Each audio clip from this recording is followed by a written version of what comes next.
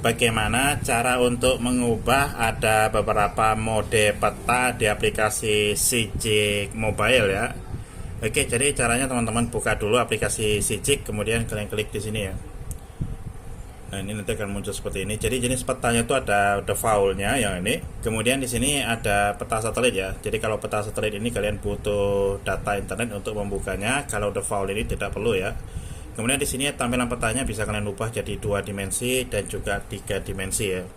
Oke, kalau kita ubah ke peta satelit maka tampilannya akan jadi peta satelit ya. Nah, peta satelitnya sendiri itu adalah peta Google ya teman-teman.